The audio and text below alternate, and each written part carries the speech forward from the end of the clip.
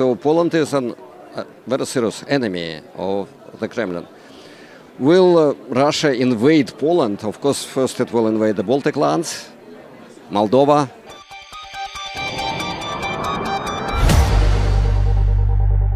Witam Państwa w specjalnej rozmowie, którą dzisiaj tutaj przeprowadzamy razem z panem profesorem Aleksandrem Etkindem z Uniwersytetu Środkowoeuropejskiego w Wiedniu. Będziemy rozmawiać o tym, jak Rosja współcześnie wygląda, jak może się zmienić i właściwie co wydarzy się tuż po zmianie władzy na Kremlu. Mr. Professor, thank you for finding time for this interview. My pleasure. Thank you for asking me questions. So this day will come for sure, like the last day of the Putin power. So what do you think, how this day will look like? What will happen after that? That's the biggest question of Russian politics. And it has always been, every Tsar would have to die at some point, and what will happen next? There were some rules of the game with the Tsars. There could be sons or sometimes daughters who would rule, but nothing is known about what will happen next in Russia. So in your newest book, you underline that Russia now is on the war with the modernity in general. What do you mean? Yeah, it all depends on how to define modernity. So while writing this book, which has been now published in Polish translation, and will soon be published in Ukrainian, actually, I'm very proud of it, particularly proud. I claim that this is not just a war against Ukrainian language or culture or statehood, even though it is. But on a more general level, we need to look at this war globally. And it is a war against radical transformation that all our planet, all this little world is undergoing right now. So what is the main points of this war, or the against policy, right? Against this modernity, against the, I guess, Western values, right? No, it's not so much about Western values. I don't really take it very seriously, Western values, or what do you say about Russia? Are these Russian values? They would love to say this, that they are living according to some kind of great Russian values, which I don't think is true at all. I'm looking at this global world in terms of, climate change, all these catastrophic events. Now we kind of see it ourselves, heat waves or floods. There was, for instance, a serious flood in Vienna this year. I was kind of looking at it amazingly because it's like a very bourgeois neighborhood and it was just full of water. And it was, of course, nothing in comparison to what happened in Valencia, for instance, or in some other parts of the world. And it goes and goes, more and more frequently. And insurance companies are, claiming bankruptcy. So ski resorts do not function at all. Everyone has its own manifestation of what's happening. Why is it happening? We also know. There are some people who do not believe in that, but it happens because of oil and coal and all these emissions, and that should be reduced, or we will be just flooded. Or suffocate. We will just suffocate because the Chinese and the Russians and the Poles, Americans, we breathe the same air. It's one world. It's just one world. There is no way for having Western values or the Chinese civilization. It's just one world, one civilization, one air. And Russia is the main supplier of these fossil fuels to Europe. It used to be to Europe, now it's to China, to the world. So this green transition means a radical decrease of Russian profits. And Russia is not a poor country. The Russian people are poor, but the Russian government is very, very rich. Rich, you mean only the top of the power pyramid, like the Putin and his family and his friend, or maybe all, power class? The government, the power class, the business elite, all these oligarchs, but all these ministers, the Russian central bank, the Russian ministries, that's huge money in circulation. Like Europe and Japan and America confiscated 200 billions during the war.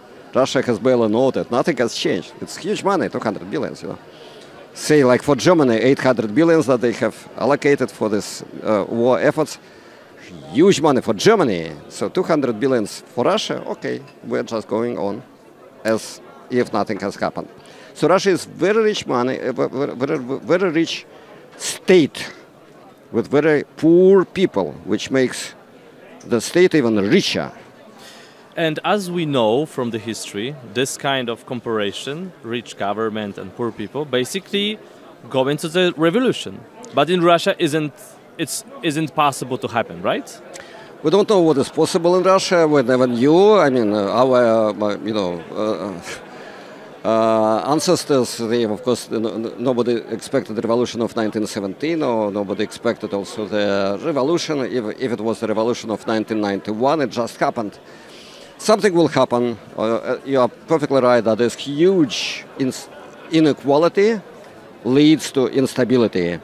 Will it be a revolution or a perestroika, meaning, initiated by the above, by the government itself?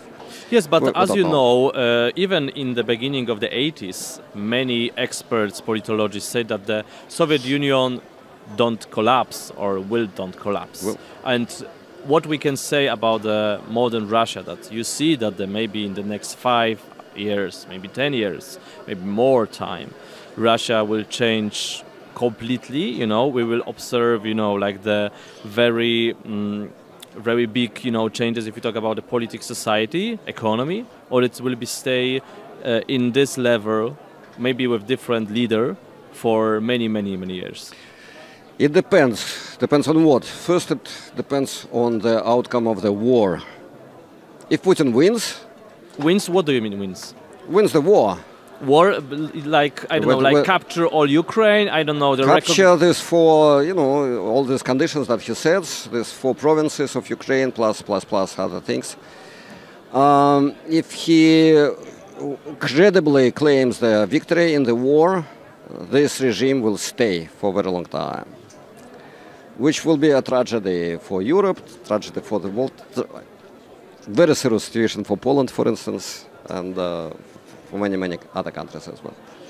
On the other hand, if Ukraine wins, if European New Green Deal would advance, there would be radical changes in Russia.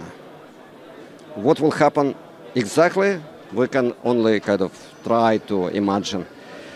The last chapter of my book describes the situation in which the Russian government stops getting the oil and gas profits, not because of the war as such, but mostly, not because of the sanctions, but mostly because of this green transition. And what will happen? Just imagine what will happen to Chechnya, for instance, if Chechnya stops getting the subsidies from Moscow. There will be basically a famine, there will be riots on the streets, there will be a rebellion, a new Chechen war, things like that. What will happen to Yakutia? What will happen to Dagestan? What will happen to Karelia? It will be like regional unrest with all kind of disintegration processes of a kind that we saw in 1991, all kind of these problems between different parts of the Soviet Union. That could, and I think that will, happen also within the Russian Federation. Collapsing of the Russian Federation in this scenario, is it possible, in your opinion? It's possible. It's not necessary. It's absolutely not necessary. If, say, the Russian government withdraws the army from Ukraine and pays the reparations and accepts all kind of international arrangements connected to all that. As you know, in European Union, we very like to believe that the sanctions work very well. Russian society is very hitting by the sanction, by the anti-Russian Western policy. So what is it true? What you see when you observe the Russian society, Russian government, that they care really about it, or they will continue this imperial politics, maybe planning the next invasion of the other European country? They will continue this imperial politics for as long as they are able to. And they are able... For how long they will be able to, that depends on the policies of European Union, on the policies of the United States of America, on the policies of China and India, etc., etc. Brazil nowadays. So sanctions do work. Sanctions do impoverish the Russian government, but not enough. Mm-hmm. And say the European Union is truly, truly afraid of this scenario, of the collapse of the Russian Federation. How to respond to a crisis in Dagestan? Maybe you don't agree with me, but I think that, for example, United States are care about the Russian unity because they afraid about who will control the nuclear power and so on, right? So do you believe that the West is really interesting about the collapsing of the Russian Federation? Of course, I don't believe in that. I mean, I don't see that anybody is interested, but those people of Dagestan, peoples of Karelia, peoples of Yakutia, they just want better life. And I'm sure that they would get a better life if they start trading with China, or with Mongolia, or with Poland, or with Turkey on their own. But the European Union or the United States of America, they are not interested in the collapse of the Russian Federation, just because they are afraid of the unknown. Nobody was interested in the collapse of the Soviet Union. No, experts were not interested and they didn't predict that. Governments were not interested, they didn't help. But then it just happened. And the reality is not so bad. At least it was not so bad before this war started. Of course, I need to ask about Poland. What is the Russian view, Kremlin view on Poland now? Like, we are the full member of the West collective from the Kremlin perspective. I don't know, we will possible target of the Putin's invasion, or maybe we are from the Western perspective, from the Kremlin perspective, we are too small to be, pay too much attention. So what is your opinion about it? No, Poland is big. Poland is big, and what is worse, I think, from the Kremlin perspective, is that Poland is pretty successful in comparison to some other countries, like Romania, for instance, which is in the news nowadays, or say the Baltic countries, which see depopulation and capital flight and all that. Poland is very, very successful. It's growing like almost no other country in the Union. And now it's arming itself very successfully. So Poland is a very serious enemy of the Kremlin. Will Russia invade Poland? Of course, first it will invade the Baltic lands, Moldova. Yes, but do you think it's really possible? Because maybe we will observe in the next year some kind of like the new Cold War. Like, we will build the new military facilities, Russia too, and we will just, stay and waiting, for, I don't know, next imperial move by Putin? Or you think that maybe the Putin now planning the next invasions because he cannot stop, right? Well, this is entirely unpredictable. Every day, basically, the news of every day are kind of outrageous. They are just amazing, like nobody expected that. This is a very interesting time to live in, but also a very tragic time. So it all depends on the outcome of this war. Will there be a new war? Will that new war, will it be cold or hot? Fully depends on the outcome of this war, and we do not know it. So what about this few weeks of the direct connection between the Russia and US? How do you rate, this Putin strategy, right? To trying to, keep Trump away from the pro-Ukrainian position. Do you think that the Russia play a very predictable game with Trump, or maybe, I don't know, they use some unexpected moves in these last weeks if we talk about the talks with Trump? Well, it's no secret anymore that there are very deep connections between the Russian leadership and the current American leadership. These deep connections, they go deep into history, like 10 years, maybe 2 decades. They were developing on the level of business, on the level of information exchange, on the level of, say, blackmail, and many level of hacking, many different levels about which we know or we don't. And the story is developing. On the other hand, what we see right now in the last, few days, or a few weeks, we basically see that Putin is playing games with Trump, makes tricks, and effectively is humiliating Trump. Trump keeps promising to the American people one thing, and in his very generous way, Trump says that yes, Mr. Putin, he's a great guy, he will do it, he will support it. And Putin does not oblige, he doesn't comply, he doesn't do it. It's really, really humiliating. So, and so far, so good. So Mr. Trump is accepting all that. He kind of, he shows some kind of patience, which nobody believes is kind of characteristic for him, but he shows that. At some point, I think he will be enraged. Just so much disappointed that he will not just leave the game, he will kind of flip the desk. And I'm just looking forward to that. So I guess you hear many theories what we need to do to bring Russia closer to the Western values, or maybe trying to I don't know, de-weaponize it. You know, that's the create the Russia which will be not longer the for our country's existing threat. So, what is your opinion that this is possible, that the Russian society, government, economy could change so big that the Russia will be not longer this kind of threat what we observe now, especially during this last 3 years after full-scale invasion? It might happen, you know, but I'm a historian, so I'm talking about really kind of long-term perspective. And when this perspective, what show this perspective? When I say it might happen, it doesn't mean it will happen tomorrow. It will not happen in a year from now. It will happen in 10 years, maybe in 50 years from now. It will happen. But I'm not sure that I will see it. I'm not even sure that you will see it. But it will happen.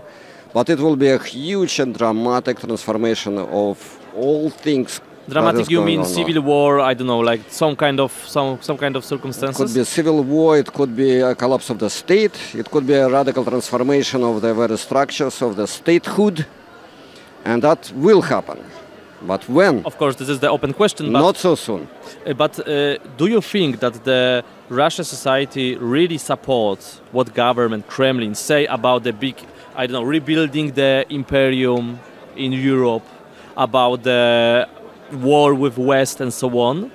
Because, as you know, especially at the beginning of the full-scale invasion of Ukraine, we believe that the majority of the Russian society not support that, or maybe will protest against it.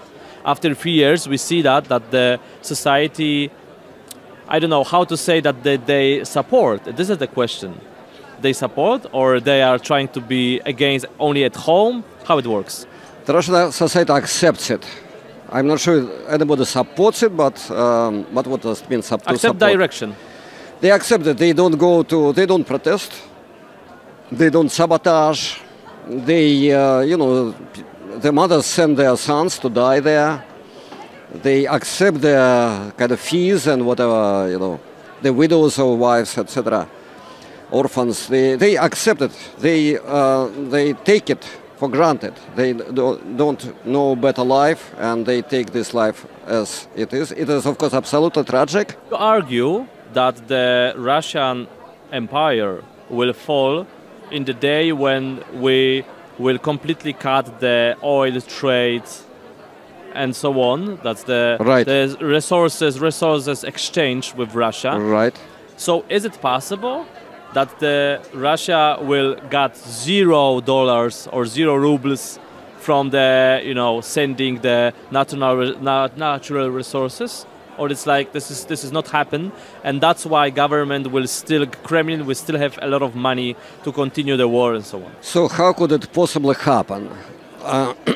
All this money, billions and billions of convertible money, euros, they were coming from Germany and from the European Union. Not anymore. Nowadays, this trade of oil goes to China and India mostly. Some part goes to Hungary and Slovakia, but it's like a fraction. Most of this fossil fuel goes across the Baltic Sea and then around the world, all the way across 3 oceans to the harbors in China and India. But first, so this oil goes by pipeline from West Siberia to the harbors near St. Petersburg, and it is loaded on the tankers that go along the Polish coast, as well as along the Swedish coast, the Danish coast, and the Polish and the German coast of the Baltic. And this traffic could be stopped anytime. Could be stopped yesterday, could be stopped today, could be stopped tomorrow, anytime by a decision of the European Union, essentially. And the European Union has all capabilities, all frigates, corvettes, and what it doesn't have is this political will to disrupt oil trade significantly enough so that the gas prices around the globe would increase, so that in the Polish gas stations or in French gas stations, etc., gas would cost, say, 20% more. That would cause some kind of unrest, and in any elections, say here in Poland, in a week from now, voters would protest against that. Last question: if you can meet Trump or some Western top politician and give some advice, how to play with Putin, or maybe how to play with Kremlin, so what you can give? What kind of tips, what kind of advice? I would tell them just find the right moment, accept the increase of gas prices, and play your game unrelentlessly. Thank you very much for this very interesting interview. Państwa i moim gościem był Aleksander Etkind, profesor z Uniwersytetu Środkowoeuropejskiego w Wiedniu. Mr. Professor, thank you very much for this in-depth interview. Thank you.